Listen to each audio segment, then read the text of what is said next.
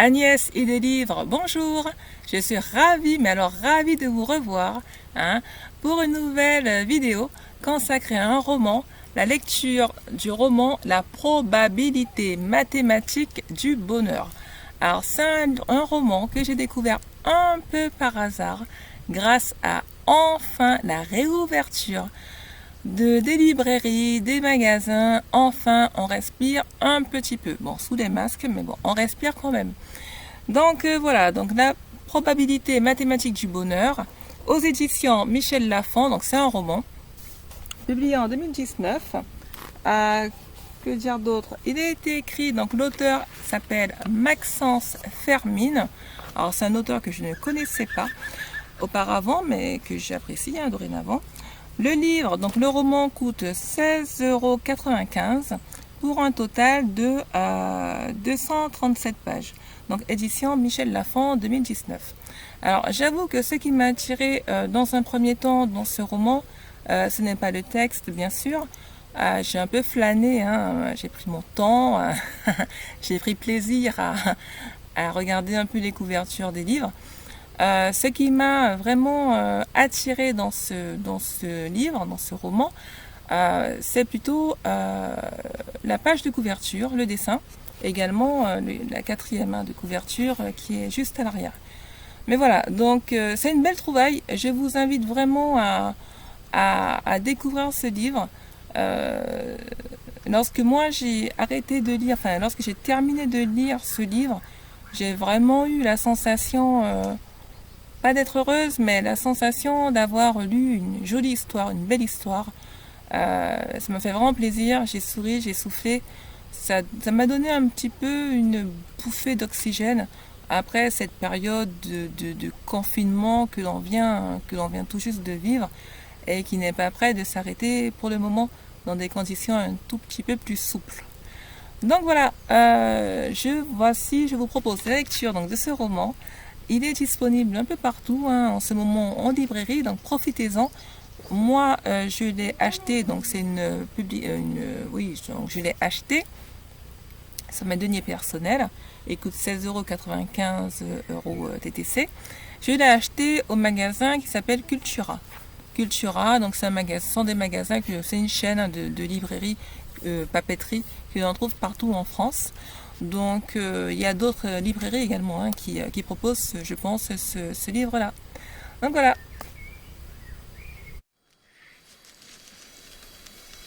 Quelques mots sur l'histoire. Alors l'histoire est très simple, elle est même banale.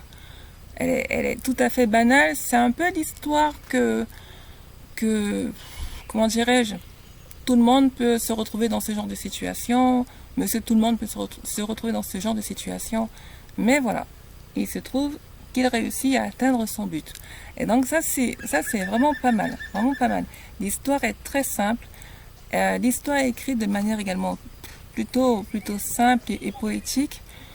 Mais pourquoi pas.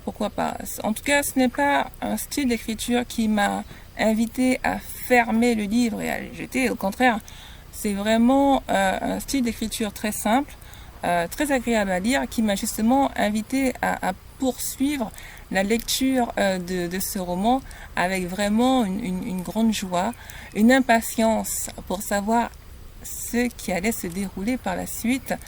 Et savoir si le personnage principal allait atteindre son but. Alors l'histoire, qu'est-ce que c'est? En quelques mots, donc on parle d'une personne qui s'appelle Noah Karski. Il est rédacteur dans un magazine de territoire. Il est célibataire, il a 39 ans. Et un beau jour ou pendant quelques temps, il s'aperçoit qu'il n'est pas heureux. Il vit une vie assez riche, dans la mesure où il a un foyer, il a un toit sur la tête, il est propriétaire d'une maison, il a un bon poste, il est rédacteur littéraire, donc il est rédacteur dans un magazine littéraire, il a de quoi manger, son frigo, il est plein, il a de la nourriture, il a une famille qu'il adore, donc ses parents. Il a également des amis, des collègues de bureau fantastiques qui l'entourent, qu'il apprécie énormément. Tout se déroule bien dans sa vie.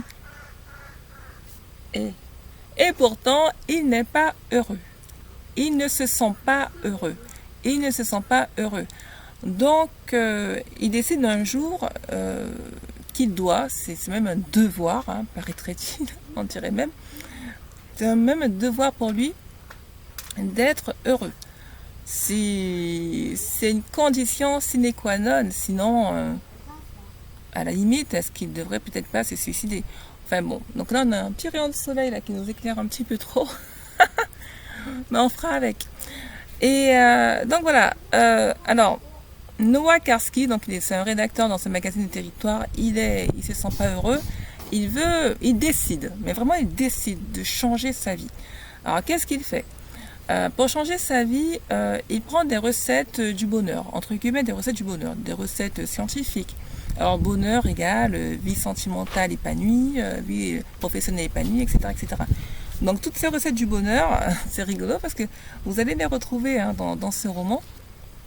Vous pouvez même vous dire vous-même, ah ben oui, c'est ça qu'il faut faire pour être heureux. Moi aussi je me sens pas heureux.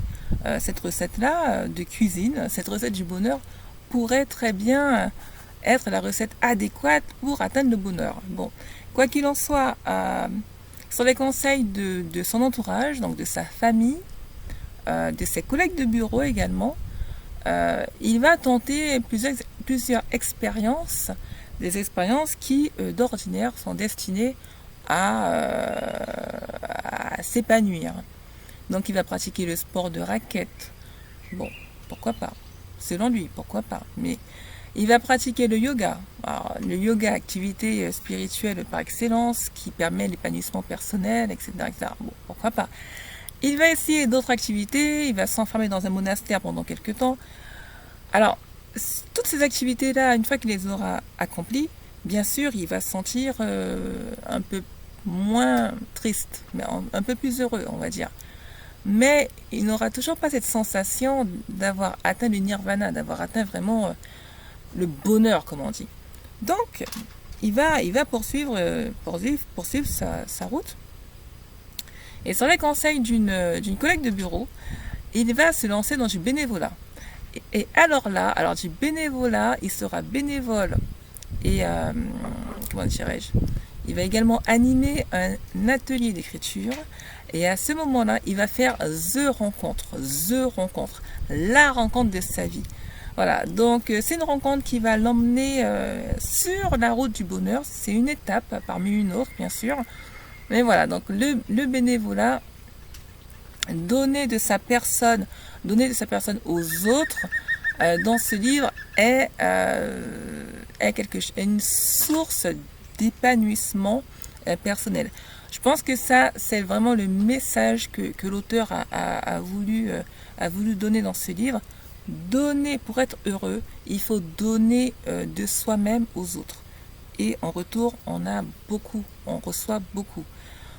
Donc voilà, donc ça c'est le message, je pense, principal que l'auteur a voulu faire passer.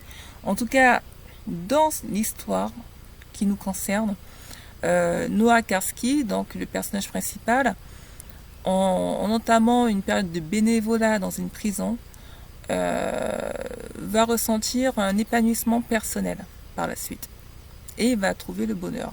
Alors, lorsque vous lirez le roman, vous saurez à quel point et par quel chemin il va atteindre le nirvana, le bonheur suprême.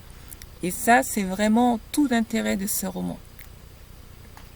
Dans ce roman, l'auteur a voulu également faire une réflexion, pousser à la réflexion sur l'incarcération.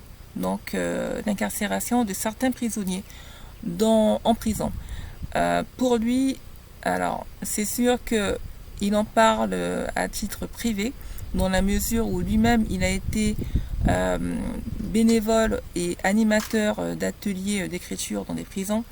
Donc, il connaît le milieu carcéral, il y a vécu, alors peut-être pas longtemps, mais il a quand même expérimenté. Et il se pose la question de savoir, est-ce qu'il y a vraiment un besoin? Est-ce qu'il n'y aurait pas plutôt une autre solution que l'incarcération pure et dure de certains prisonniers, notamment des personnes qui sont condamnées pour des délits mineurs? Est-ce que c'est vrai l'incarcération? Est-ce que c'est vraiment la solution?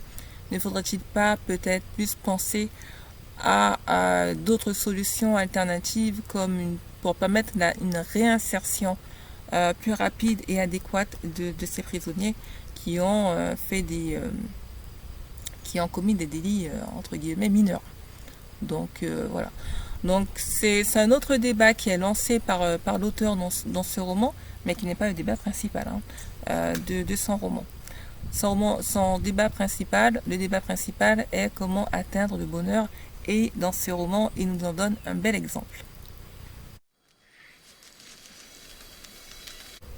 Quelques mots sur l'auteur. Alors, Maxence Fermine. Maxence Fermine est né en 1968, il a 52 ans actuellement. Il est né à Albertville et c'est un écrivain français. Maxence Fermine, il a vécu à Paris, puis en Afrique, où il a travaillé dans un bureau d'études, en Tunisie. Il vit aujourd'hui en Savoie avec sa famille. Et depuis son roman à succès intitulé Neige, traduit en 17 langues, il se consacre entièrement à l'écriture et enchaîne les romans et les voyages. Ses romans sont traduits dans de nombreux pays, dont l'Italie, où il rencontre un grand succès. Il collabore depuis 2010 avec la revue Alpes Magazine. Vous trouverez sur le site internet Wikipédia toute l'œuvre de Maxence Fermine. Donc vous avez des romans, des nouvelles. Je vous cite quelques-unes. Donc vous avez le roman intitulé Neige, publié en 1999. Ensuite, le roman L'apiculteur, publié en 2000, qui a reçu les prix Del Luca et prix Murat, édition Albin Michel.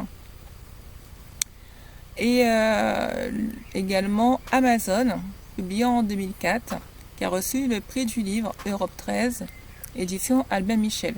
Donc, toutes ces informations-là, vous les retrouvez bien sûr sur leur site internet Wikipédia. Vous avez également d'autres sites qui parlent de cet auteur, donc de Maxence Fermine. Les critiques. Alors, par rapport aux critiques, j'avoue, je n'ai pas trop eu le temps de me consacrer à des recherches approfondies sur les critiques concernant ce roman. Il y a beaucoup d'éloges concernant ce roman, mais publiés par des libraires ou autres qui font la publicité pour ce roman, donc c'est peut-être pas vraiment intéressant. En tout cas, je n'ai pas trouvé de bémol à ce roman. Au contraire, vraiment beaucoup d'enthousiasme pour recevoir ce roman. Et c'est vrai, pour ma part, je partage cet enthousiasme dans la mesure où moi j'ai ressenti vraiment une force positive. Beaucoup de joie et de bonheur en lisant ce roman, qui est pourtant une histoire vraiment toute simple.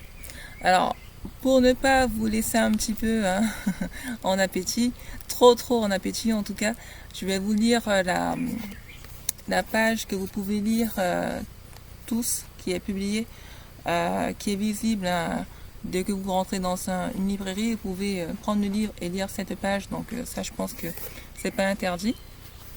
Donc la quatrième de couverture, la probabilité mathématique du bonheur. Je vous lis ce qui est dit par rapport à Maxence Fermine.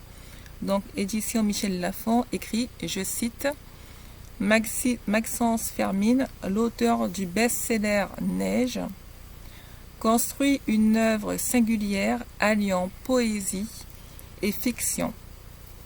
Après nous avoir révélé les mystères de la calligraphie dans Zen et des origines dans Chaman, les liens entre amour et création dans un été surréel, il s'interroge avec douceur et délicatesse sur la liberté et notre quête effrénée du bonheur.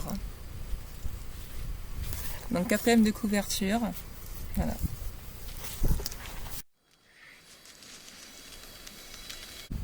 Agnès Idée Livre, c'est terminé pour aujourd'hui. J'espère que vous avez aimé cette vidéo consacrée à ce magnifique roman, La probabilité mathématique du bonheur. J'espère que vous aussi, vous trouverez votre source d'inspiration, votre source du bonheur, de votre bonheur, Je suis de tout cœur avec vous. Si vous avez aimé cette vidéo, n'hésitez pas, abonnez-vous, laissez des commentaires, des likes, etc., etc. Merci à tout le monde, à toutes et à tous qui sont abonnés à ma chaîne YouTube. J'espère encore poursuivre. J'espère que les librairies et les bibliothèques vont s'ouvrir à nouveau pour que je puisse encore faire mon rat de bibliothèque. Donc voilà. Donc si vous aimez cette vidéo, n'hésitez pas, abonnez-vous, partagez autour de vous, des likes et des commentaires. Que dire d'autre? À bientôt pour de nouvelles aventures, à bientôt pour de nouvelles vidéos.